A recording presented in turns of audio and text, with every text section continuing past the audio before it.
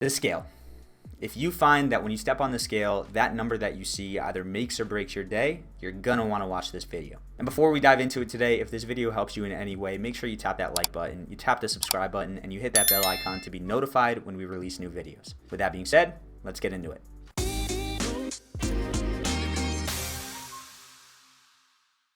Hey, what's going on? My name is Sky. I'm the founder of SchuyFit, where we help men burn fat and optimize their biology in 3 simple steps. Step 1 is to implement some sort of fasting routine that allows you to reduce the calories you consume while optimizing your fat burn machinery. Step 2 is avoiding cutting any foods out, but making smarter ingredient choices that allow you to optimize that fat burning machinery. And then step 3 is to get into a solid movement routine that elevates the results you see. Now, working with the men that I have and a couple women, I've seen that the scale can either be someone's best friend or their worst enemy. And so I really just wanted to talk about it. So before anything else, I just want to start with something bold. If you experience any emotion when you step on the scale, I'm talking good or bad, you've already lost. Because if you feel an emotion when you step on a scale, that tells me that your mood is a reflection of a simple number. And on our weight loss journey, we fully understand that that weight is never going to go straight down. It will never continuously drop every single time you step on the scale. It just won't. There's fluctuations, could be anywhere from 1 to 5 pounds, depending on things like water intake or lack of water intake, salt intake, extra glycogen or lack of in your muscles, having a big meal, having a big poop, like whatever it is, that number, when it goes down or it goes up, it doesn't mean that you're gaining or losing fat. And so when you feel an emotion, positive or negative from that number, that's going to dictate a lot of things. Now, I don't think that celebrating your wins are a bad thing, right? It's an incredibly powerful thing to get excited when you have these wins, but I would rather you celebrate your progress when it comes to consistency than the actual number on the scale. So let's talk about that, right? So let's say that your goal is to hit 180 pounds and you drop the weight, you hit the number on the scale, but you have a sore throat all day, every day. You're always tired. You have a headache. Your wife leaves you, right? That number doesn't mean anything. But for most people, if done right, that number can be the road to what they really want, which is to be happy with their body, to have energy, to feel good, to be healthy. And so what if we took that focus and that energy and we focused less on that number and more on the process and how we actually felt?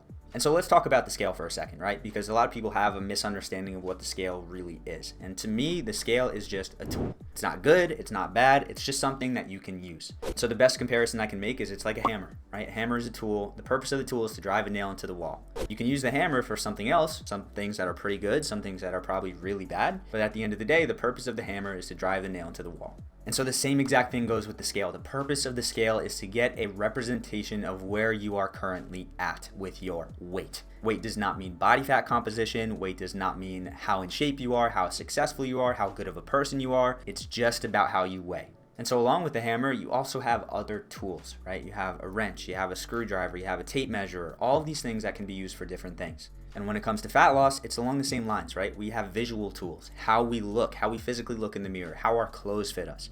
We have kinesthetic tools, how we feel, our energy, our joints, our muscles, our strength. And then there's other data, right? Resting heart rate is a good representation of your heart health. There's body fat percentage, there's heart rate variability, there's all of these things in here that are all opportunities to measure different parts of our fitness progress. And so we look at the scale, and again, it's just a tool. Because let me tell you where most people fall off is when they step on the scale and maybe they have a week or two of wins straight in a row, and they inevitably hit that plateau, which everyone hits. Now when they step on that scale, they're not as happy and they're not as excited. And if they've been doing it for a while, for a couple years, they're probably actually really upset. And tell me, when you're in a bad mood or you're in a neutral mood, do you make better decisions or worse decisions?